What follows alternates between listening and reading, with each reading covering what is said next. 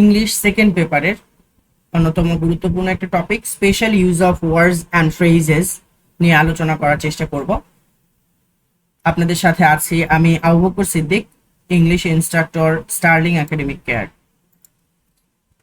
তো শুরুতেই আমরা কোশ্চেন প্যাটার্নটা নিয়ে একটু আলোচনা করার চেষ্টা করব, যাতে করে আমরা পরীক্ষায় প্রশ্নটা কিভাবে আসে সেটা খুব ইজিলি বুঝতে পারি এবং ইজিলি আমরা অ্যান্সারটা করতে পারি। সো কোশ্চেন প্যাটার্নটাতে আমরা শুরুতেই দেখতে পাচ্ছি যে একটা বক্স আমাদের সামনে চলে এসেছে, যেখানে 10টা অপশন আছে। এগুলোকেই মূলত বলা হচ্ছে আমাদের ওই ওয়ার্ডস এবং ফ্রেজগুলো, ঠিক আছে, যেটার স্পেশাল ইউজটা আমরা মূলত এই কোশ্চেনের অ্যান্সারে করে থাকি। তো কোশ্চেনটা আমরা যখন দেখতে পাচ্ছি যে এ থেকে যে পর্যন্ত 10টা আমাদের কোশ্চেন দেয়া আছে, এবং এটা অনেকটা ফিল ইন দ্য ব্ল্যাঙ্কস এর মতোই, যেখানে আমাদের উপরের বক্সে অপশন থাকছে এবং সেই অপশন থেকে আমরা আমাদের প্রশ্নগুলোর, এই যে আমরা এখানে দেখতে পাচ্ছি এ বি সি ডি এরকম যে পর্যন্ত সবগুলোতেই আমাদের ব্ল্যাঙ্ক আছে। সো এই ব্ল্যাঙ্কগুলোতেই মূলত আমরা আমাদের এই ওয়ার্ডস এবং ফ্রেজগুলো বসাবো। সো কিভাবে বসাবো সেটা নিয়েই আমরা আজকে আলোচনা করার চেষ্টা করব। সো আমরা আমাদের কনসেপ্টগুলোতে চলে যাই। তো শুরুতেই আমরা বি বর্ণ নিয়ে আলোচনা করার চেষ্টা করব। বি বর্ণের যে ইউজটা সেটা কিরকম, আমরা নর্মালি সাবজেক্টের পর এই বি বর্ণটা পাবো। বি বর্ণ বলতে বি মানে বি ভার্ব আর কি। তো বি ভার্বটা এখানে আমরা ওয়াজ দেখতে পাচ্ছি। নর্মালি কারোর জন্মগ্রহণ করার বিষয়টা প্রকাশ করার জন্য আমরা বি বর্ণ এটা ব্যবহার করে থাকি। তো জন্মগ্রহণ করার বিষয়টা তো স্বাভাবিকভাবেই কি অতীতে হয়ে থাকে, এখন জন্মগ্রহণ করতেছে এরকম তো আর মিনিংটা না।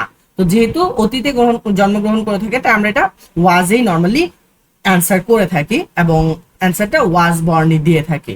তো কখন দেই, স্বাভাবিকভাবে দেখা যায় ওয়াজ বর্ণ যেই বাক্যে ব্যবহার করা হয় সেই বাক্যে শূন্যস্থানের পর অর্থাৎ ব্ল্যাঙ্কের পর আমরা এই টাইম বা প্লেসটা পেয়ে থাকি। তার মানে সময় বা স্থান প্রকাশ করে থাকে এরকম কিছু আমাদের এই ব্ল্যাঙ্কের পরে আমরা দেখে থাকি। সো এই টাইম বা প্লেসটা যে আবার সবসময় থাকবে এরকম কিছু না, তবে সাধারণত আমরা পেয়ে থাকি।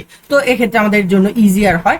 এছাড়া নর্মালি কারোর জন্মগ্রহণ করার বিষয় প্রকাশ করতে আমরা বি বর্ণ বা ওয়াজ বর্ণ অ্যান্সার হিসেবে গ্রহণ করে থাকি। এক্সাম্পল যদি আমরা একটু দেখি, কাজী নজরুল ইসলাম ড্যাশ ইন 1899। এখানে আমরা দেখতে পাচ্ছি কাজী নজরুল ইসলাম ড্যাশ কিছু একটা করেছেন ইন 1899। তাহলে আমরা কিন্তু এখানে একটা টাইম দেখতে পাচ্ছি, যেটা উপরে আমরা দেখলাম যে আমাদের স্ট্রাকচার বলছে যে ওয়াজ বর্নের পর টাইম থাকতে পারে। তো আমরা দেখতে পাচ্ছি যে ব্ল্যাঙ্কের পর টাইম আছে। তাহলে ব্ল্যাঙ্কের পর টাইম থাকলে আমরা সাধারণত ওয়াজ বর্ন নিতে পারি।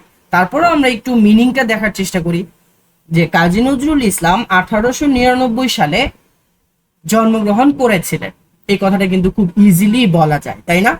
তাহলে আমরা অ্যান্সার হিসেবে নিতে পারি ওয়াজ বর্ন। আরেকটা এক্সাম্পল যদি আমরা দেখার চেষ্টা করি, I dash and brought up in Bangladesh. তার মানে আমি ড্যাশ করেছিলাম, কিছু একটা করেছি, অ্যান্ড ব্রট আপ এবং বেড়ে উঠেছি কোথায়, বাংলাদেশে। তাহলে এই জায়গাটাতে আমরা কি পেলাম, একটা প্লেস পেলাম, রাইট? তাহলে ব্ল্যাঙ্কের পর প্লেস থাকতে পারে ওয়াজ বর্ণের ক্ষেত্রে, তাই না? তারপরেও আমরা মিনিংটা একটু দেখার চেষ্টা করব, ঠিক আছে? I dash and brought up, আমি জন্মগ্রহণ করেছি এবং বেড়ে উঠেছি ইন বাংলাদেশ, বাংলাদেশে। তাহলে কিন্তু খুব ইজিলি বলা যায় যে I was born and brought up in Bangladesh. আশা করি সবাই এই কনসেপ্টটা ক্লিয়ারলি বুঝতে পেরেছি। এবারে আমরা আলোচনা করব অ্যাজ সুন অ্যাজ নিয়ে, যার অর্থটা নর্মালি করতে না করতেই বোঝায়। তার মানে কোনো একটা কাজ করতে না করতেই আরেকটা কাজ চলে আসে, বা কোনো একটা ঘটনা ঘটতে না ঘটতেই আরেকটা ঘটনা ঘটে যায়। সো এটার ক্ষেত্রে আমরা নর্মালি অ্যাজ সুন অ্যাজ ব্যবহার করে থাকি। কোনো একটি কাজ হতে না হতেই আরেকটি কাজ সম্পন্ন হলে অ্যাজ সুন অ্যাজ ব্যবহৃত হয়। এক্সাম্পল হিসেবে আমরা দেখতে পাচ্ছি the thief fled away dash he saw the police. তার মানে চোরটা ফ্লেড অ্যাওয়ে মানে পালিয়ে যাওয়া, পালিয়ে গেল। হি স দ্য পুলিশ, সে পুলিশকে দেখলো। তাহলে ঘটনা কয়টা, দুইটা। একটা হচ্ছে কি সে পুলিশকে দেখলো, আরেকটা হলো সে পালিয়ে গেল। তাহলে ঘটনাটা কি এরকম ঘটলো না যে সে পুলিশকে দেখলো, দেখতে না দেখতেই সে পালিয়ে গেল? তাহলে আমরা কিন্তু দেখতে পাচ্ছি যে একটা ঘটনা ঘটতে না ঘটতেই আরেকটা ঘটনা ঘটলো, আর তখন কিন্তু আমরা অ্যাজ সুন অ্যাজ ব্যবহার করতে পারি। সেক্ষেত্রে আমাদের অ্যান্সার দাঁড়াচ্ছে the thief fled away as soon as he saw the police. আমরা আরেকটা এক্সাম্পল দেখে নিই। Dash I came here, he left the place. এখানেও আমরা দুইটা কাজ দেখতে পাচ্ছি। একটা হলো আই কেম হিয়ার, আমি এখানে এসেছি, হি লেফট দ্য প্লেস, সে জায়গাটি ত্যাগ করেছে। তাহলে আমরা কিন্তু এখানেও এরকম একটা মিনিং পাচ্ছি যে একটা কাজ হতে না হতে আরেকটা কাজ ঘটলো, তার মানে আমি আসতে না আসতেই সে জায়গাটি ত্যাগ করলো। তাহলে এখানেও কিন্তু আমরা অ্যান্সার হিসেবে নিতে পারি as soon as I came here he left the place। আশা করি আমরা সবাই পুরো বিষয়টাই বুঝতে পেরেছি। এবারে আমরা আলোচনা করব লেট অ্যালোন নিয়ে, যার অর্থ বলা বাহুল্য। তুলনামূলক সহজ কাজটি করতে পারে না, কঠিন কাজটি করবে কিভাবে, এমন অর্থ দিতে ব্যবহৃত হয়। যেমন আমি আবু দারদাকে বললাম যে আবু দারদা আপনি হচ্ছে 10 কেজির একটা ব্যাগ একটু কাইন্ডলি ক্যারি করতে পারবেন? তখন আবু দারদার এক ফ্রেন্ড আমাকে বলল, স্যার ও তো 5 কেজির ব্যাগই নিতে পারে না, 10 কেজির ব্যাগ তো দূরের কথা। এই যে একটা সিচুয়েশন, এরকম পরিস্থিতিতে নর্মালি আমরা হচ্ছে লেট অ্যালোন ব্যবহার করে থাকি। অর্থাৎ তুলনামূলক সহজ কাজ ছিল কোনটা? 5 কেজির একটা ব্যাগ নেয়া। তো ও এই সহজ কাজটাই পারছে না, 10 কেজির ব্যাগটা কিন্তু তুলনামূলক কঠিন, সেই কাজটা তো দূরের কথা। এরকম সিচুয়েশনে আমরা লেট অ্যালোন ব্যবহার করে থাকি। এক্সাম্পল যদি আমরা একটু দেখি, she can not walk a mile, খেয়াল করব এ মাইল অর্থাৎ 1 মাইলই সে হাঁটতে পারে না। আচ্ছা, এরপর বলছে ড্যাশ 10 মাইলস। তাহলে তুলনামূলক সহজ কোনটা ছিল? এ মাইল বা 1 মাইল, আর কঠিন হচ্ছে 10 মাইলস যেটা। তাহলে সে সহজটাই পারে না, ক্যান নট ওয়াক। তাহলে কঠিনটা কি? বলাই বাহুল্য বা দূরের কথা। তাহলে আমরা অ্যান্সার হিসেবে নিতে পারি কি? Let alone. She can not walk a mile, let alone 10 Miles. আমরা আরো একটি এক্সাম্পল দেখে নিই। হি can not afford a cycle dash a car. He can not afford a cycle অর্থাৎ একটা সাইকেল কেনার সামর্থ্যই তার নেই। গাড়ি কেনা তো দূরের কথা, স্বাভাবিকভাবে সাইকেলের দাম কিন্তু তুলনামূলক গাড়ির চেয়ে অনেক কম। তো বলছে যে কিনা সাইকেলই কিনতে পারে না, গাড়ি কেনা তো তার জন্য বলাই বাহুল্য। এই বাক্যটাতেও আমরা কিন্তু খুব সহজেই লেট অ্যালোন ব্যবহার করে অ্যান্সার করে ফেলতে পারি। He can not afford a cycle, let alone a car. আশা করি সবাই পুরো রুলটি ক্লিয়ারলি বুঝতে পেরেছি। এবারে আমরা আলোচনা করব উড রাদার নিয়ে, যার অর্থ বরং। আমরা দেখতে পাচ্ছি এখানে শুরুতেই সাবজেক্ট আছে, তারপর আমাদের যেই ভার্বটা উড রাদার সেটা আছে। এখানে আমরা দেখতে পাচ্ছি যে দেন এই ওয়ার্ডটা এ এবং বি কে যুক্ত করেছে। তার মানে দাঁড়াচ্ছেটা কি? আমরা যেই বাক্যটাতে এমন দেখব যে দেন ওয়ার্ডটা এ এবং বি মানে দুইটা জিনিসকে যুক্ত করবে এবং তাদের মধ্যে একটা তুলনা করবে। ফর এক্সাম্পল, আমি বললাম যে তুমি ফুল কিনতে শাহবাগ না গিয়ে বরং নীলক্ষেত যাও। তাহলে আমার কাছে অপশন কয়টা ছিল? দুইটা ছিল, একটা হচ্ছে শাহবাগ আর একটা হচ্ছে কি নীলক্ষেত। তাহলে এই দুইটার মধ্য থেকে আমি একটাকে প্রায়োরিটি দিলাম, একটাকে প্রেফারেন্স দিলাম। সো এই সিচুয়েশনে আমরা সাধারণত উড রাদার ব্যবহার করে থাকি এবং খুব সহজেই আমরা এই সেন্টেন্সটার অ্যান্সার করতে পারি এই দেন ওয়ার্ডটা দেখে। সাধারণত উড রাদার বসে সেই সকল বাক্যেই যে সকল বাক্যে দেন থাকে, বা যে সকল বাক্যে দেন থাকে সেই সকল বাক্যেই আমরা সাধারণত উড রাদার ব্যবহার করে থাকি। কিন্তু যদি দেন না থাকে তার মানে এই না যে উড রাদার বসতে পারবে না। তবে সাধারণত আমাদের পরীক্ষায় যে প্রশ্নগুলো আসে সেখানে আমরা এই দেন ওয়ার্ডটা পেয়ে থাকি।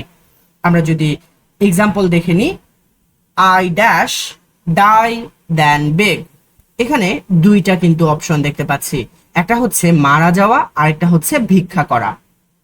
তাহলে আমরা কি ধরে নিতে পারি না যেটা অপশন এ, এটা অপশন বি, এবং এই অপশন দুইটা দেন দ্বারা যুক্ত হয়েছে।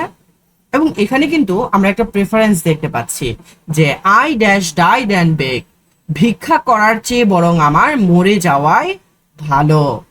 তাহলে এই যে বরং এর অর্থটাও পেলাম, ভিক্ষা করার চেয়ে বরং আমার মরে যাওয়াই ভালো, তাহলে বরং এর অর্থ পেলাম, দেন পেলাম, যা কিনা এ এবং বি অপশন দুইটাকে যুক্ত করেছে।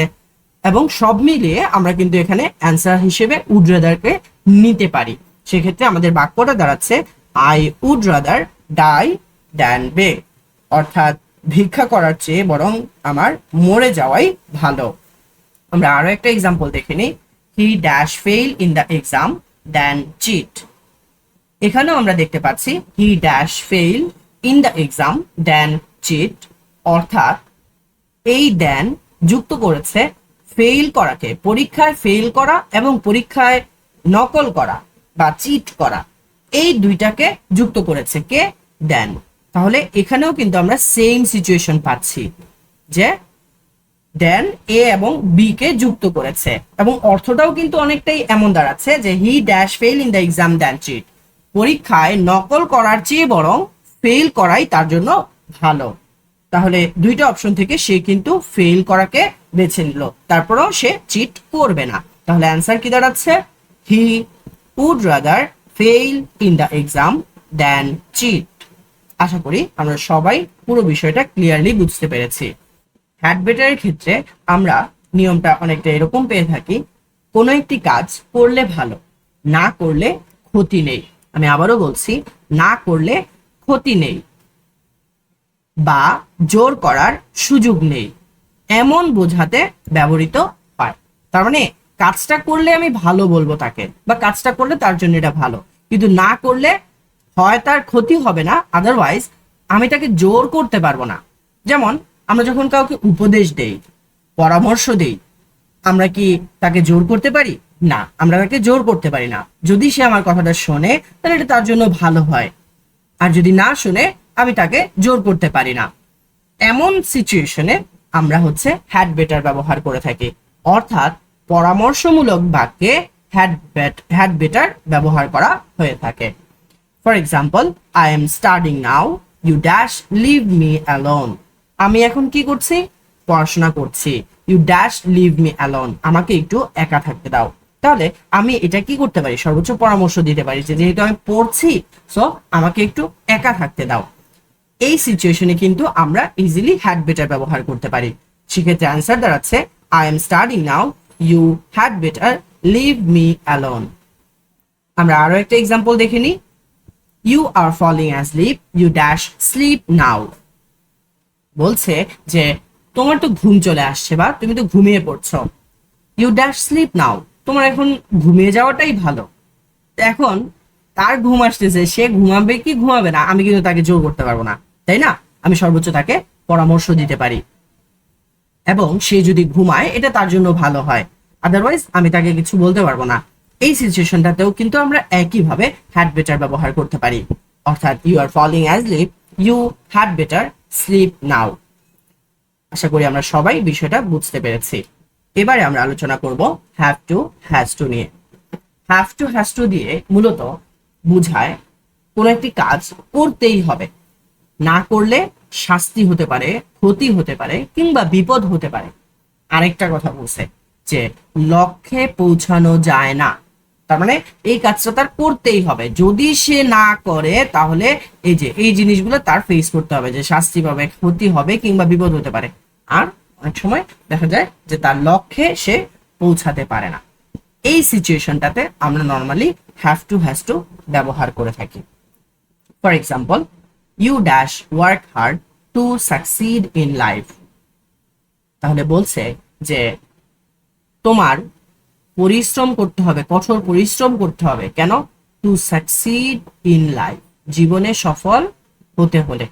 তাহলে একটু আমি খেয়াল করার চেষ্টা করি যে সে কঠোর পরিশ্রম যদি না করে তাহলে কি তার এই লক্ষ্যে সে পৌঁছাতে পারবে? পারবে না। তাহলে তার এই লক্ষ্যে যেহেতু সে পৌঁছাতে পারবে না এই কাজটা না করলে, তাহলে এটার জন্য আমরা হ্যাভ টু হ্যাজ টু ব্যবহার করব। তো এখানে আমি একটু বলে দেই যে হ্যাভ টু কখন আর হ্যাজ টু কখন। হ্যাভ টু নর্মালি আমরা আই, ইউ এবং প্লুরাল সাবজেক্টের জন্য ব্যবহার করে থাকি, আর হ্যাজ টু আমরা সাধারণত সিঙ্গুলার সাবজেক্টের ক্ষেত্রে ব্যবহার করে থাকি। এখানে আমরা দেখতে পাচ্ছি আমাদের সাবজেক্ট হচ্ছে ইউ, তাহলে ইউ এর জন্য আমরা হ্যাভ টু ব্যবহার করব। সেক্ষেত্রে আমাদের অ্যান্সার দাঁড়াচ্ছে you have to work hard to succeed in life. এরপর যেটা বলছে সেটা হচ্ছে Salam dash bring his ID card to enter the room. এখানে আমরা কিন্তু দেখতে পাচ্ছি যে সালাম আইডি কার্ড আনার কথা বলছে, সালামকে আইডি কার্ড আনার কথা বলছে টু এন্টার দ্য রুম। তাহলে একটু খেয়াল করি আমরা যে টু এন্টার দ্য রুম, রুমে ঢুকার জন্য সালামকে কি করতে হবে, আইডিটা বা আইডি কার্ডটা নিয়ে আসতে হবে বা আইডি কার্ডটা তার সাথে রাখতে হবে। তাইলে যদি সে আইডি কার্ডটা সাথে না রাখে তাহলে তার কি বিপদ হইতে পারে না, মানে তাকে কি রুমে ঢুকতে দিবে না। তাহলে সে একটা জায়গায় যাচ্ছে, হ্যাঁ, সো ওই জায়গাটা যদি সে গেল কিন্তু আইডি কার্ডের জন্য সে প্রবেশ করতে পারলো না, তখন কি তার জন্য এটা একটা বিপদ না? সো এই সিচুয়েশনেও আমরা কি হ্যাজ টু ব্যবহার করব। আর এখানে আমরা দেখতে পাচ্ছি যে সালাম, সালাম কি সিঙ্গুলার সাবজেক্ট, তাই না? আর সিঙ্গুলার সাবজেক্ট হওয়ার কারণে এটার সাবজেক্ট অ্যান্সার আমরা কি দিতে পারি, Salam has to bring his ID card to enter the room. আশা করি সবাই পুরো বিষয়টা ক্লিয়ারলি বুঝতে পেরেছি। এবারে আমরা আলোচনা করছি what does dot dot look like নিয়ে। এটার যে ব্যবহারটা সেটা হচ্ছে যে কোনো কিছু দেখতে কেমন তা জানতে আমরা এটা ব্যবহার করে থাকি। যেমন এক্সাম্পল হিসেবে দেখতে পারি যে আমার কোন এক ফ্রেন্ড খুব সুন্দর একটা জামা কিনেছে, তো আমি তাকে জিজ্ঞাসা করতে পারি, বন্ধু তোমার জামাটা কেমন? তো ও হয়তো আমাকে বলবে যে আমার জামাটা খুবই গর্জিয়াস, এই রঙের বা এরকম। সো এটা দেখতে কেমন, রাইট? আমার প্রশ্নটা আমি আবারও বলছি যে এটা দেখতে কেমন। এই দেখতে কেমন যদি বুঝায় সেক্ষেত্রে আমরা এই লুক লাইক যে অপশনটা থাকবে সেটা ব্যবহার করব। এক্সাম্পল হিসেবে দেখতে পারি ড্যাশ অ্যান এলিয়েন ড্যাশ, একটা এলিয়েন দেখতে কেমন। এটা অনেক সময় বাচ্চারা জিজ্ঞাসা করে না যে আচ্ছা আম্মু ভূত দেখতে কেমন, কিংবা অনেক সময় জিজ্ঞাসা করে যে আচ্ছা আব্বু ডাইনোসর দেখতে কেমন। সো এই যে আমরা প্রশ্নগুলো করে থাকি যে কোনো একটা কিছু দেখতে কেমন, সেটা ব্যবহার করতে আমরা হোয়াট ডাজ লুক লাইক ব্যবহার করি। সো এক্ষেত্রে আমরা অ্যান্সারটা হিসেবে নিতে পারি কি what does an alien look like. আরেকটা এক্সাম্পল যদি একটু দেখি, ড্যাশ আ স্যাটেলাইট ড্যাশ, একটা স্যাটেলাইট কিন্তু দেখা যায়, রাইট? এবং অনেক সময় অনেকে জিজ্ঞাসা করে থাকে, যেমন আমাদের দাদা দাদিরা যারা কিনা স্যাটেলাইট কখনো ওইভাবে দেখে নাই, আমরাও দেখি নাই, বাট আমরা ছবি টবি দেখছি, বাট ওনারা দেখে নাই, তো জিজ্ঞাসা করতে পারে আচ্ছা নাতি স্যাটেলাইট দেখতে কেমন। সো এই জায়গাটাতে আমরা অ্যান্সার হিসেবে বলতে পারি কি what does a satellite look like. তার মানে মূল কথা হচ্ছে যে যদি দেখতে কেমন এরকম মিনিংটা আসে সেক্ষেত্রে এই লুক লাইক কথাটা আসবে। আশা করি সবাই বিষয়টা বুঝতে পেরেছি। So what does look like এর মতো করেই হোয়াটস লাইকটাও একটা প্রশ্ন করার জন্যই ব্যবহার করা হয়ে থাকে, তবে এটার ক্ষেত্রে কোনো কিছু দেখতে কেমন তা নয়। তার মানে জিনিসটা দেখতে কেমন তা জানতে চায় না, কারণ দেখতে কেমন তা জানতে তো আমরা what does dot dot look like ব্যবহার করি, কিন্তু তা দেখতে কেমন তা নয়, বরং জিনিসটির বৈশিষ্ট্য সম্পর্কে জানতে, আমি আবারও বলছি জিনিসটির বৈশিষ্ট্য সম্পর্কে জানতে ব্যবহৃত হয়। এক্সাম্পলে যদি আমরা একটু দেখি, dash your family dash my family is an extended family. বলছে কি ড্যাশ ইয়োর ফ্যামিলি ড্যাশ, তার মানে একটা পরিবার কি দেখতে কেমন তা জানে নাকি পরিবার কেমন সেটা জানতে চায়? অবশ্যই পরিবারটা কেমন এটা জানতে চায়। আমরা পরের অংশটা যদি পড়ি আরো ক্লিয়ার হয়ে যাব। বলছে মাই family is an extended family, তার মানে আমার পরিবারটা হচ্ছে এক্সটেন্ডেড ফ্যামিলি। এবার বলতেছে তাহলে তোমার পরিবারটা কেমন, এক্সটেন্ডেড নাকি নিউক্লিয়ার ফ্যামিলি? তার মানে এটা কিন্তু জানতে চায় নাই যে পরিবার দেখতে কেমন, বরং পরিবারের বৈশিষ্ট্যটা জানতে চাওয়া হয়েছে যে পরিবারটা কি নিউক্লিয়ার ফ্যামিলি নাকি এক্সটেন্ডেড ফ্যামিলি। সো আমরা কিন্তু এই জায়গাটাতে দেখতে পাচ্ছি যে বৈশিষ্ট্য সম্পর্কে জানতে চেয়েছে, তাই অ্যান্সার হিসেবে আমরা নিতে পারি what's your family like, my family is an extended family. আরো একটা এক্সাম্পল যদি আমরা দেখি, বলছে dash the food in this hotel. A জিজ্ঞাসা করছে বি কে যে dash the food in this hotel dash, তার মানে এই হোটেলের খাবার কেমন। আচ্ছা, খাবার দেখতে কেমন, মানুষ কি এটা জিজ্ঞাসা করে? না, অবশ্যই জিজ্ঞাসা করে খাবারের মান কেমন বা খাবারের বৈশিষ্ট্য কেমন। বি অ্যান্সার দিচ্ছে ইট ইজ কোয়াইট গুড, এটা খুবই ভালো। তার মানে আমরা বুঝতে পারছি যে এখানে হোটেলের খাবারের বৈশিষ্ট্য বা মান সম্পর্কে জানতে চেয়েছে। সেক্ষেত্রেও আমরা অ্যান্সার হিসেবে কি নিব? What's the food in this hotel like. আশা করি আমরা সবাই পুরো বিষয়টি ক্লিয়ারলি বুঝতে পেরেছি। ইট নিয়ে আলোচনা করতে হলে শুরুতেই বলতে হয় যে ইট মূলত একটা সাবজেক্ট হিসেবে কাজ করে থাকে, আর সাবজেক্টটা সিঙ্গুলার হিসেবে ব্যবহার হয়। আর বলছে যে আবহাওয়া সম্পর্কিত বাক্যগুলোতেও ইটকে সাবজেক্ট হিসেবে ব্যবহার করা হয়ে থাকে। তার মানে আমরা যে সকল বাক্যে আবহাওয়া সম্পর্কিত তথ্য পাই, যেমন বলল যে আজকে অনেক বেশি গরম পড়েছে, যেহেতু অনেক বেশি গরম পড়েছে সত্যি সত্যি, তো আমরা কিন্তু এখন বলতে পারি যে আজকে অনেক বেশি গরম পড়েছে। তাহলে এটাকে আমরা কিভাবে বলবো? ইট ইজ ভেরি হট টুডে। তাহলে আমরা বাক্যটা শুরু করলাম কি দিয়ে? ইট দিয়ে, যে ইট ইজ ভেরি হট। তাহলে এই যে আমরা আবহাওয়া সম্পর্কিত বাক্য যখন ব্যবহার করব, তখনও ইটকে সাবজেক্ট হিসেবে ব্যবহার করতে পারি। আদারওয়াইজ আমাদের যদি কখনো সিঙ্গুলার সাবজেক্ট প্রয়োজন হয় বাক্যে ব্যবহার করার জন্য, তখনও আমরা ইটকে ব্যবহার করতে পারি। ফর এক্সাম্পল বলেছে ড্যাশ ইজ রেইনিং হেভিলি। তাহলে রেইনিং হেভিলি মানে কি? বৃষ্টি হচ্ছে না। তাহলে এটা আবহাওয়া সম্পর্কিত একটা বাক্য, এখানে আমরা সাবজেক্ট হিসেবে নিতে পারি ইট ইজ রেইনিং হেভিলি। আরেকটা বাক্য যদি আমরা দেখি, dash is many years since we first met. তাহলে আমরা কিন্তু এখানে দেখতে পাচ্ছি যে ইজ একটা ভার্ব আছে, তারপর সিন্স একটা ক্লজ মার্কার বা লিঙ্কার আছে, তারপর উই একটা সাবজেক্ট আছে, ফার্স্ট মেট, মেটটা আরেকটা ভার্ব আছে। তার মানে আমরা এখানে সাবজেক্ট এবং ভার্ব পেলাম, কিন্তু এখানে ভার্ব পেয়েছে কিন্তু সাবজেক্ট পাইনি, তাই না? তাহলে ভার্ব পেয়েছে কিন্তু সাবজেক্ট পাইনি। আর দেখতে পাচ্ছি যে ভার্বটা হচ্ছে ইজ, আর ইজ কি? Singular verb. তার মানে আমার এখানে একটা সাবজেক্ট লাগবে, যেই ভার্বটা হবে কি? সিঙ্গুলার। সেক্ষেত্রে আমরা কি বলতে পারি না it is many years since we first met? অনেক বছর হয়ে গিয়েছে যখন আমরা প্রথম দেখা করেছিলাম, অবশ্যই বলতে পারি। সেক্ষেত্রে আমাদের অ্যান্সার দাঁড়াচ্ছে it is many years since we first met. আশা করি আমরা সবাই পুরো বিষয়টি ক্লিয়ারলি বুঝতে পেরেছি। এবারে আমরা আলোচনা করব দেয়ার নিয়ে। দেয়ার মূলত একটি ইন্ট্রোডাক্টরি। ইন্ট্রোডাক্টরি কি জিনিস? যা কোনো কিছুর পরিচয় বা ইন্ট্রোডাকশন দেয়, অর্থাৎ যা কোনো কিছুর পরিচয় বা ইন্ট্রোডাকশন দেয় তাকে ইন্ট্রোডাক্টরি বলা হয়। আর এরকম একটা ইন্ট্রোডাক্টরি হলো কে? দেয়ার। তো বলছে যে কোনো কিছুর অস্তিত্ব সম্পর্কে জানায়। অস্তিত্ব সম্পর্কে জানায় মানে কি? কোনো একটা কিছু আছে কি নাই এটা জানায় দেয়ার বা ইন্ট্রোডাক্টরি, রাইট?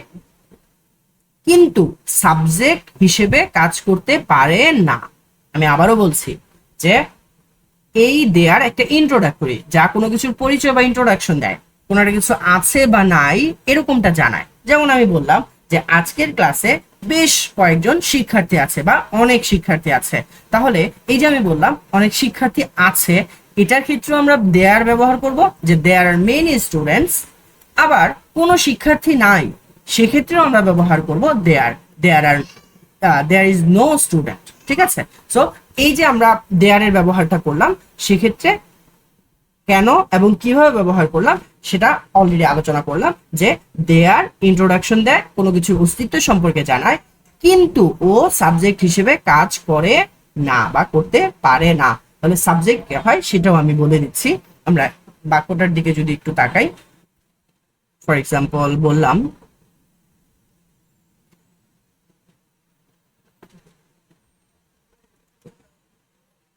ড্যাশ আর সাম ট্রিজ। হ্যাঁ, তাহলে আমি যখন বললাম ড্যাশ আর সাম ট্রিজ, তাহলে এখানে কিন্তু আমি দেখতে পাচ্ছি যে ব্ল্যাঙ্ক আছে, এরপর কিছু গাছ থাকার বিষয়টা এখানে প্রকাশ করলো, তাই না? তার মানে কোনো কিছু আছে বা নাই এরকমটা কে প্রকাশ করতে পারে? দেয়ার প্রকাশ করতে পারে। তাহলে আমরা এখানে কিন্তু অ্যান্সার হিসেবে নিতে পারি কি? দেয়ার, যে দেয়ার আর সাম ট্রিজ, রাইট? আবার আরেকটা এক্সাম্পল যদি আমি দেখি, ফর এক্সাম্পল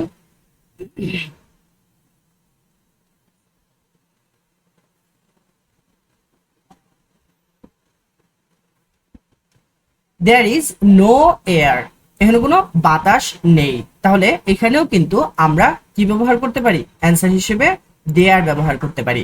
এখানে যদিও আমরা দেখতে পাচ্ছি যে সাবজেক্ট যেই থাকুক ভার্বটা কিন্তু এখানে সিঙ্গুলার আসছে, আর এখানে কিন্তু প্লুরাল আসছিল। তার মানে দাঁড়াচ্ছে যে এই দেয়ারের কারণে, অ্যান্সার দেয়ার হওয়ার কারণে আমাদের ভার্বের উপর কোনো প্রভাব পড়ছে না। তাহলে আমি একটু আগে যে বলছিলাম যে সাবজেক্ট হিসেবে কাজ করতে পারে না, তার মানে সাবজেক্টটা তাহলে দেয়ার নিজে না, তাহলে সাবজেক্ট কে, এই প্রশ্নটা দাঁড়ায় কিনা।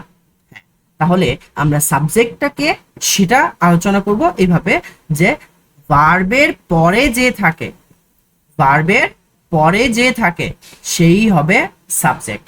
যেমন এখানে আমরা দেখতে পাচ্ছি সাম ট্রিজ আছে, ট্রিজটা কি ছিল, প্লুরাল ছিল, তাই কিন্তু ভার্ব আর এসেছে। আবার এটাতেও যদি আমরা দেখি ভার্বটা ছিল ইজ, ইজের পর কে আছে, নো এয়ার, আর নো এয়ার কি সিঙ্গুলার সাবজেক্ট, তাই এখানে কিন্তু ইজ আসছে। তার মানে দাঁড়াচ্ছে যে এই ইন্ট্রোডাক্টরির উপর বেস করে আমাদের কোনো ভার্ব আসে না, বরং ভার্বটা আসে কি ভার্বের পরে থাকা নাউন বা প্রোনাউনটার উপর বেস করে। আশা করি আমরা সবাই পুরো বিষয়টি ক্লিয়ারলি বুঝতে পেরেছি।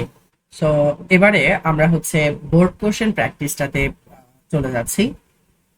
শুরুতে আমরা আমাদের যে অপশনগুলো থাকছে বক্সে সেটা একটু দেখে নিই। It, dear, as soon as, was born, first dot dot like, let alone, would rather, had better, what does dot dot look like, have to, has to. So এগুলো হচ্ছে আমাদের অপশনগুলো। আর প্রশ্নটা আমরা যদি শুরুতেই দেখি, প্রথম যে প্রশ্নটা আছে, Humayun Ahmed was a teacher, author, dramatist and film maker. অর্থাৎ হুমায়ুন আহমেদ একজন শিক্ষক, লেখক, নাট্যকার এবং ফিল্ম তৈরি করেন তিনি। He dash on 13 November 1948। অর্থাৎ তিনি 1948 সালের 13ই নভেম্বর ড্যাশ করেছেন। তাহলে তিনি 1948 সালের 13ই নভেম্বর কি করতে পারেন, আমাদের অপশনগুলো অনুযায়ী আমরা কিন্তু একটাই পাচ্ছি, সেটা কি ওয়াজ বর্ন। সেক্ষেত্রে আমাদের অ্যান্সার দাঁড়াচ্ছে কি Humayun Ahmed was a teacher, author, dramatist and filmmaker.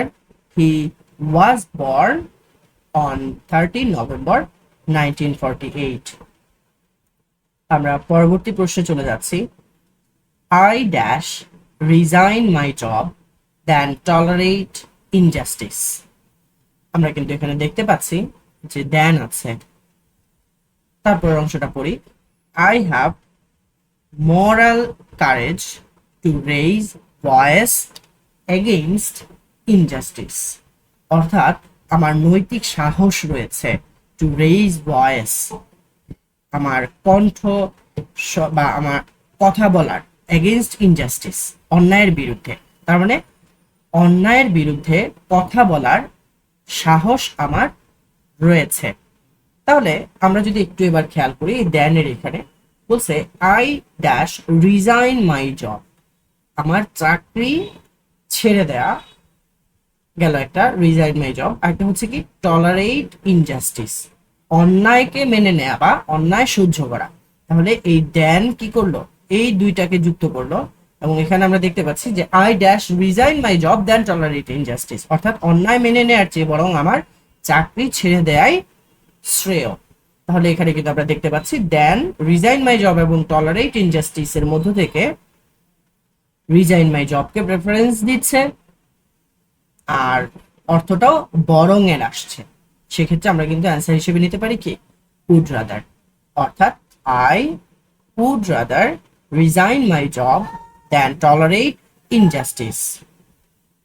আমরা পরের প্রশ্নে চলে যাচ্ছি। সন বলছে ফাদারকে ড্যাশ আ স্যাটেলাইট ড্যাশ, তার মানে একটা স্যাটেলাইট সম্পর্কে প্রশ্ন করছে। বাবা জবাব দিচ্ছে I have heard of it, আমি স্যাটেলাইট সম্পর্কে শুনেছি, হিয়ার থেকে এসেছে হার্ড, শুনেছি, but I never got a chance to see it. তার মানে অবশ্যই বাবাকে প্রশ্নটা এমন কিছু করেছে যা জবাব দেওয়ার জন্য বাবার স্যাটেলাইট দেখা প্রয়োজন। তার মানে বোঝাই যাচ্ছে যে ছেলে স্যাটেলাইট দেখতে কেমন, প্রশ্নটা এমনই করেছে। সেক্ষেত্রে আমাদের অ্যান্সার দাঁড়াচ্ছে কি, what does a satellite look like. পরবর্তী প্রশ্নটা দেখতে পাচ্ছি, dash the weather dash, it is very windy, none should go out. আচ্ছা, বলছে আবহাওয়া কেমন। আচ্ছা, আবহাওয়া কি দেখতে কেমন এরকমটা আমরা জিজ্ঞাসা করি, নাকি আবহাওয়ার অবস্থা সম্পর্কে জানতে চাই? বলেছে ইট ইজ ভেরি ওয়াইন্ডি, বাইরে অনেক বেশি বাতাস, নান শুড গো আউট, কারোরই বাইরে যাওয়া উচিত না। তার মানে আমরা দেখতে পাচ্ছি যে আবহাওয়ার বৈশিষ্ট্য সম্পর্কে বলেছে। সেক্ষেত্রে আমরা কিন্তু অ্যান্সার হিসেবে নিতে পারি, what's the weather like, it is very windy, none should go out. আমরা পরবর্তী প্রশ্ন চলে যাচ্ছি, we inform the police dash the incident took place. তার মানে আমরা পুলিশকে জানিয়েছি, আর বলছে কি দ্য ইনসিডেন্ট টুক প্লেস, ঘটনাটি ঘটেছে। টুক প্লেস মানে কি কোনো কিছু ঘটা, হ্যাঁ, তাহলে দ্য ইনসিডেন্ট ঘটনাটি ঘটেছে। আর কি বলছে যে আমরা পুলিশকে জানিয়েছি, but the police did not arrive even after 2 hours, কিন্তু পুলিশ 2 ঘন্টার পরও আসেনি। যাই হোক, আমরা যদি এখানে একটু খেয়াল করি, দেখতে পাচ্ছি যে একটা ঘটনা ঘটছে আর বলছে কি পুলিশকে জানানো হয়েছে। তার মানে ঘটনা ঘটতে না ঘটতেই পুলিশকে জানানো হয়েছে, এরকম মিনিং কিন্তু আমরা এখানে দাঁড় করাতে পারি, রাইট? আর কোনো একটি ঘটনা ঘটতে না ঘটতেই আরেকটি ঘটনা ঘটলে সেক্ষেত্রে কিন্তু আমরা ফিল দ্য ব্ল্যাঙ্কসে অ্যাজ সুন অ্যাজটা ব্যবহার করতে পারি। সেক্ষেত্রে আমাদের অ্যান্সার দাঁড়াচ্ছে, we inform the police as soon as the incident took place. আশা করি আমরা সবাই এই পর্যন্ত ক্লিয়ারলি বুঝতে পেরেছি। এবারে আমরা দেখতে পাচ্ছি যে dash is a hue and cry on the road, something must have happened. বলতেছে যে dash is a hue and cry on the road, রাস্তায় শোরগোল। হিউ অ্যান্ড ক্রাই দিয়ে বোঝায় শোরগোল, মানে রাস্তায় শোরগোল অনেক বেশি। সামথিং মাস্ট হ্যাভ হ্যাপেন্ড, হয়তো অবশ্যই কোনো কিছু ঘটেছে। আসলে দেখা যায় কি রাস্তায় যদি কোনো একটা ঘটনা ঘটে অনেক বেশি শোরগোল হয়, মানুষজন আসে, তাই না? সো এরকম একটা সিচুয়েশন। তো আমরা কিন্তু ক্লিয়ারলি বুঝতে পারছি যে রাস্তায় শোরগোল আছে বা নেই। আমি আবারও বলছি, রাস্তায় শোরগোল আছে বা নেই। তাহলে কোনো কিছু আছে বা নেই এরকমটা প্রকাশ করতে আমরা কি ব্যবহার করে থাকি? সেক্ষেত্রে আমাদের অ্যান্সারটা দাঁড়াচ্ছে কি, যে there is a hue and cry on the road, something must have happened. Dash appears that we will not be able to return in time. Would you mind coming tomorrow? আচ্ছা, আমরা এখানে খেয়াল করলে দেখতে পাচ্ছি ড্যাশ অ্যাপিয়ার্স দ্যাট, তার মানে এখানে একটা সিঙ্গুলার ভার্ব আছে, এটার আগে তাহলে আমার সিঙ্গুলার সাবজেক্ট ব্যবহার করতে পারি। অলরেডি দেয়ার কিন্তু ব্যবহার হয়ে গেছে, তাহলে বাকি থাকতেছে ইট, তাই না? কারণ আমাদের বাক্যের শুরুতে ব্যবহার করা যায় এরকম অপশন 2টা থাকে সাধারণত, যে দেয়ার আর হলো কি ইট। আরেকটা আছে যেটা হলো হোয়াটস ডট ডট লাইক আর what does dot dot look like. এটার ক্ষেত্রে তো আমরা দেখতেই পাচ্ছি যে ব্ল্যাঙ্ক 2টা থাকে, তাই না? 2টাতেই ব্ল্যাঙ্ক 2টা থাকে, কিন্তু এটাতে যেহেতু ব্ল্যাঙ্ক একটা আছে তো সেক্ষেত্রে আমরা কিন্তু এমনিতেও অ্যান্সারটা পেয়ে যাচ্ছি, ইট অ্যাপিয়ার্স দ্যাট, তাই না? সো আশা করি সবাই এই অ্যান্সারটা বুঝতে পারছি। ইট অ্যাপিয়ার্স দ্যাট, এটা মনে হয় যে we will not be able to return in time, আমরা যথাসময়ে পৌঁছাতে পারবো না। Would you mind coming tomorrow, তুমি কি আগামীকাল আসতে কিছু মনে করবে? পরের প্রশ্নে চলে যাচ্ছি, they do not afford to run a departmental store dash super shop. বলছে তারা একটা ডিপার্টমেন্টাল স্টোরই চালাতে পারে না, সুপার শপ তো বলাই বাহুল্য। They are struggling to improve their condition, তারা তাদের অবস্থা উন্নত করার জন্য লড়াই করে যাচ্ছে বা চেষ্টা করে যাচ্ছে। সো এটার ক্ষেত্রে আমাদের অ্যান্সারটা দাঁড়াতে পারে কি, লেট অ্যালোন, কারণ তুলনামূলক সহজ ছিল কি ডিপার্টমেন্টাল স্টোর পরিচালনা করা, এটাই পারতেছে না, সুপার শপ তো দূরের কথা। পরবর্তী প্রশ্নে চলে যাচ্ছি, you dash give up smoking you may be affected by cancer. সবাই একটু বোঝার চেষ্টা করব। You dash give up smoking, তোমার ধূমপান ত্যাগ করা উচিত বা করতে হবে। You may be affected by cancer, তুমি ক্যান্সারে আক্রান্ত হতে পারো। একটু বোঝার চেষ্টা করব যে এখানে আমরা অ্যান্সার হিসেবে কিন্তু অপশন থেকে দুইটাকে বেছে নিতে পারি। এক হচ্ছে হ্যাড বেটার, আর একটা হচ্ছে আমাদের হ্যাজ টু। সো এখানে আমরা কোনটা নিব একটু বুঝতে হবে। আমরা কিন্তু শুরুতেই বলেছিলাম যে জোর করা যাবে না। ইউ গিভ আপ স্মোকিং, সে ধূমপান ত্যাগ করবে কি না, আমি কি তাকে জোর করতে পারি? আমি কিন্তু তাকে জোর করতে পারি না। হ্যাঁ, তার হয়তো ক্ষতি হবে বা হতে পারে, মেয়ে মানে কি হতে পারে, তো তার হয়তো ক্ষতি হতে পারে, কিন্তু আমার কি তাকে স্মোকিং ত্যাগ করার ব্যাপারে জোর করার কোনো সুযোগ আমার কাছে আছে? অবশ্যই নেই। তো সেই জায়গাটাতে কিন্তু আমরা হ্যাভ টু বা হ্যাজ টু ব্যবহার করতে পারছি না, বরং আমরা হ্যাড বেটার ব্যবহার করতে পারছি। সেক্ষেত্রে আমাদের অ্যান্সার দাঁড়াচ্ছে you had better give up smoking. আমরা পরবর্তী প্রশ্নটা দেখলে পুরোপুরি ক্লিয়ার হয়ে যাব। বলেছে our society is full of bad persons, আমাদের সমাজটা মন্দ লোকে ভরে গিয়েছে। We dash remain aware of them, আমাদের তাদের ব্যাপারে সতর্ক থাকতেই হবে। এখানে কিন্তু একটু খেয়াল করতে হবে যদি আমি পার্থক্যটা বুঝতে চাই। বলেছে we dash remain aware of them. আচ্ছা, আমরা কি নিজেরা নিজেদেরকে জোর করে কিছু একটা বলতে পারি না যে আমার ওই জায়গাটায় যেতেই হবে, আমার এই কাজটা করতেই হবে, তাই না? কিন্তু তাকে কিন্তু আমি জোর করতে পারি না, কারণ সে স্মোকিং গিভ আপ করবে কিনা আমি তাকে জোর করতে পারছি না। বাট এই যে we remain aware of them, আমাদের তাদের ব্যাপারে কি সতর্ক থাকতেই হবে, আদারওয়াইজ আমাদের কি হতে পারে, ক্ষতি হতে পারে, বিপদ হতে পারে। সো এই জায়গাটাতে কিন্তু আমরা উই হ্যাভ টু বা হ্যাজ টু ব্যবহার করতে পারি। তো এই উই একটা প্লুরাল সাবজেক্ট, তাই আমরা হচ্ছে হ্যাভ টু ব্যবহার করব। সেক্ষেত্রে আমাদের অ্যান্সার দাঁড়াচ্ছে we have to remain aware of them. আশা করি আমরা সবাই প্রত্যেকটা প্রশ্ন খুব ক্লিয়ারলি বুঝতে পেরেছি। তো সবাইকে থ্যাংক ইউ ক্লাসে জয়েন করার জন্য।